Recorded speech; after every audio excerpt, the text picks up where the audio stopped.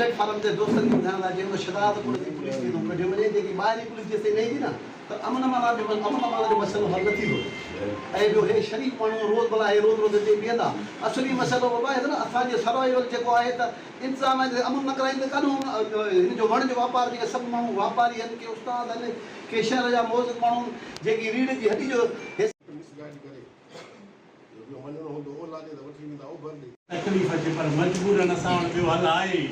शहदादकोट शहर में पुलिस ॾोहनि ते कंट्रोल करण में नाकाम। मासूम ॿारनि खां मोबाइल फ़ोन फुर समेत दुकानदार तोड़े। आम शहरनि खां मोटरसाइकिलूं फुर ऐं चोरी मामूल बणिजी वई आहे। शहर अंदरि अहिड़े कारवाइनि सबबि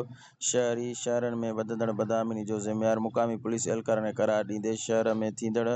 वारदातुनि में ॾोहारनि सां ॿिट हुअण जो पुलिस ते इल्ज़ाम हणंदे ॿिए ॾींहुं ख़मीस ते शहर जे मेन कोटमोडू चौक ते सहरी खां इफ़्तारी ताईं शामियान आणी धरणे हणण जो ऐलान कयो आहे।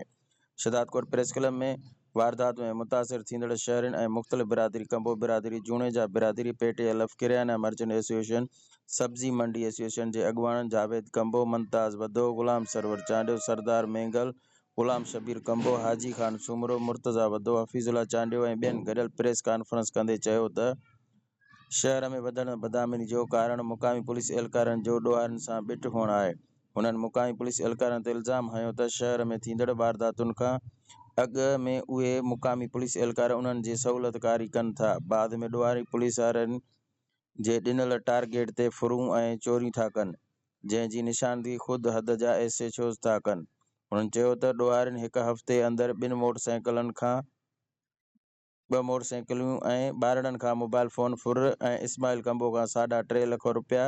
पिरामिर उस्ताद नजफ़ जूणेजो खां मोबाइल फ़ोन 60,000 रोक ऐं ATM कार्ड ऐं शबीर कंबो जे घर मां 125 मोटरसाइकिल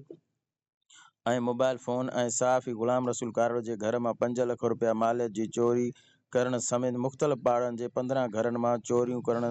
शामिल आहिनि। हुननि चयो त वधंदड़ बदअमनी ख़िलाफ़ वापारी ऐं शहरी सख़्त परेशान आहिनि, पर पुलिस कख खणी बीणो बि न कयो आहे। हुन चयो त शहर में थींदड़ वारदातुनि बाबति SSP कंबर शहदादकोट खे बार शिकायतूं कयूं आहिनि, पर उन ख़ाली दिलासनि खां सवाइ कुझु बि न कयो आहे, जंहिं करे मजबूर थी एहतिजाज जो रस्तो वरितो आहे, जंहिं में फुरनि ऐं चोरियुनि ते वापसी सां गॾु मुक़ामी पुलिस एहलकारनि खे ताक़े बदर करण जो मुतालबो रखियो आहे। जेकॾहिं 2 ॾींहंनि अंदरि मुतालबा तस्लीम न कया विया त ख़मीस ॾींहुं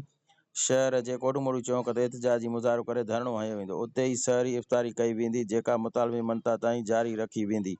हुननि चयो त थाणनि जे मुक़रर मुक़ामी पुलिस वारनि जे फ़ोन जी डेटा चेक कई वञे त उन मां सॼी हक़ीक़त ज़ाहिर थींदी। गुलज़ार मचांडियो, कोशिश डिजिटल, शहदादकोट।